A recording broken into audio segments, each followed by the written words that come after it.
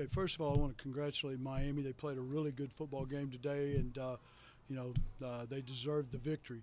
I was proud of our kids from the standpoint of continuing to fight, compete until the last whistle was blown. I thought our defense at times during the course of the day did a good job. We missed some opportunities to have any chance at all to beat a team as good as Miami. When opportunities arise, you have to make those plays. In the first half, we had a sack fumble inside the 15-yard line that we didn't get. We had a couple of plays to intercept the ball, that collisions. We batted a couple of them down, and they made a great catch. And maybe you get some turnovers and you keep yourself field position-wise. I thought our kickers and our special teams played really good. Going into the game, we felt like that Stone Wilson, in our opinion, I think he's clearly far and away the best punter in our entire conference. He did a great job. Hang times. We didn't make good tackles sometimes on special teams, but his job kicking was really, really good. Sean Young did a fabulous job kicking off, and Jose's been outstanding on extra points and field goals. So that point of it was really good. I was very disappointed offensively that we struggled. We knew going into the game that their defensive line far and away was the best defensive line that we've played in 2 years. They're talented. They got multiple guys that can go in. I don't know how many they play, 6, 7, 8 guys during the course of the game. And they're very athletic. They're very powerful. They're very quick. And, they really gave us some disruptive issues. It's like I just told the team, though, I said that there's ways in which your program grows. And when you play against really good, talented teams, it gives you a chance to benchmark and find out whether or not you're actually getting better. Beating somebody 70-0 doesn't show you anything. And if you're going to play programs that are good football teams, it's the way in which I shared some of the stories of going 1-15 at Miami. And probably one of the greatest things that happened to us at the Dallas Cowboys to try to help win those Super Bowls was playing against the Redskins that had won 3 Super Bowls and the Giants that had won 2 Super Bowls. That's a great benchmark. You found out if you're actually getting better. We'll find out if we got better today playing against somebody this talented. Excuse me, I can't hear you. Coach, how you doing? Was it nostalgic for you at all, taking on a team that you once coached? No, anytime. People ask this 10 years ago when I was at North Carolina, it's really about your team. It has zero to do about Butch Davis. It's about our football team and our players and getting them prepared and trying to give them the best opportunity to play the best that they can, regardless of who you're playing against. Coach, one of the things you said to us post-game after UMass was that teams you coached, they took grabs of the extent of the season. Yeah. How do you assess that? Yeah.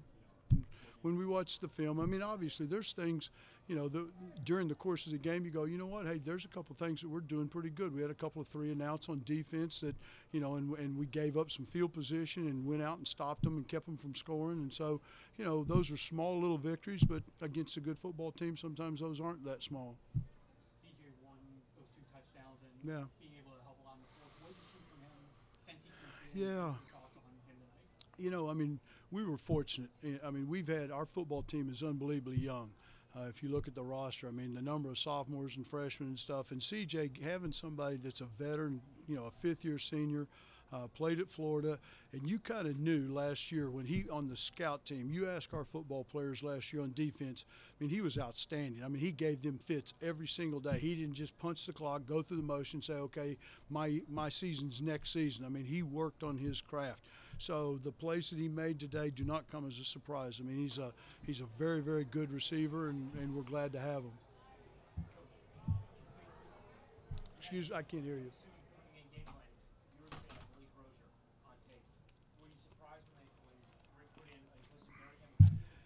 Yeah, ask Mark that. I have no clue as to why they play their players when they do and stuff. You just got to play against the quarterback, whoever the other team has. We rotate quarterbacks, and so do other teams.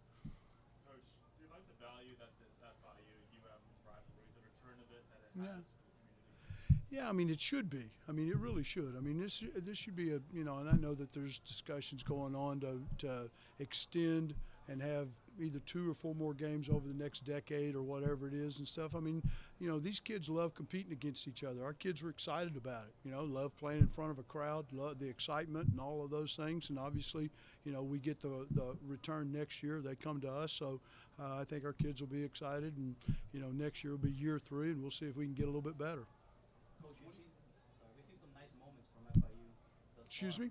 Now we've seen some nice moments from FIU thus far since you started, but how far do you think the team is from actually winning games against programs like UM? Yeah, I mean, Power Five conference teams? we're unbelievably young. Just look at the roster. I mean, we replaced 8 starters on defense last year. And like I said, I told people after game 1 against Indiana, we played 29 kids in that game that had never played a down in a college football game. So we're young. And every time they play, every time they compete, they'll grow and they'll get better. And, you know, I like the future of this program from the standpoint that we played a lot of young kids. I mean, we've played 4 games now. We've played 9 offensive linemen in every single game. We've played, I think today we played 12 defensive linemen.